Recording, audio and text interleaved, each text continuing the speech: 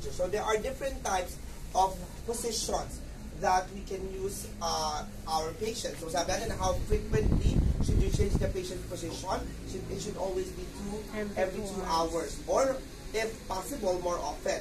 Bakit po? Kasi nga, kapag ang pasyente natin ay bedridden at lagi isa lang ang position niya, due to the weight of his body, diba, and the force of gravity, lahat ng body weight niya napupunta sa mga bony prominences. And those bony prominences will have impeded circulation, and that will be the start of your bed sores or your decubitus ulcer. So it is important that we have to relieve the pressure on the bony prominences. Kaya nga, it's important that we change the patient's position.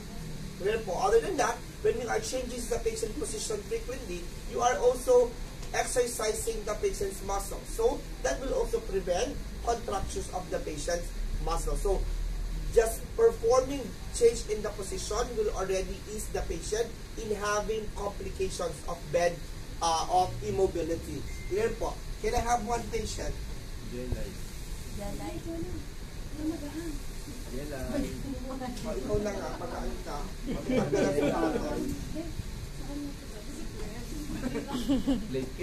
Okay, so there are different types of positions, and how do we position the patient in those different types of bed positions? So the first type is your supine position. So your supine position, ito lang yung nakatihaya. Everybody say supine? Supine. So this is your supine position.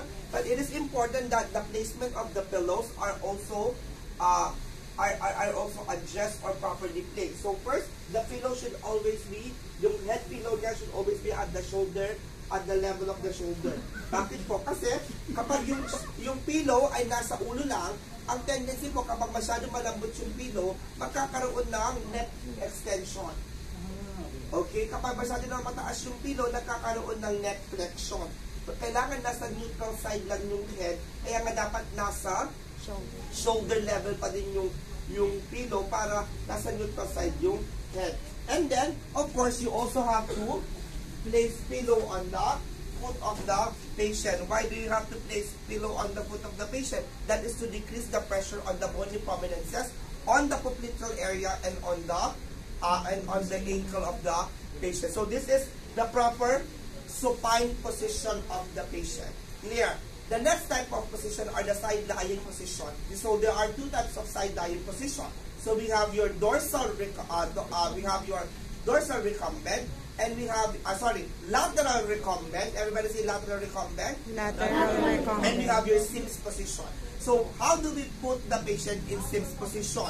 So first, tandaan muna po natin, we always have to maintain the patient safety. So you always have to make sure that the side nerves are raised. Kailangan na maraming ulan dito. Yan. So, the first thing that you need to do pag magsa-side lying tayo is you always have to first remember when you put a patient in side lying or when you putting a patient in a different position in the bed, as much as possible, we always have to pull, not push.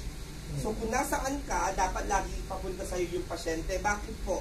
Kasi kapag nagpupush tayo, may tendency po na pag napalakas yung push natin dahil wala ka doon, hindi na control, baka mahulog siya sa kama. Kaya nga, we always have to pull rather than pushing. So first is we have to raise the patient's hand, yung near hand niya, sa ulo niya, and then the forearm dun sa kanilang chest. You understand?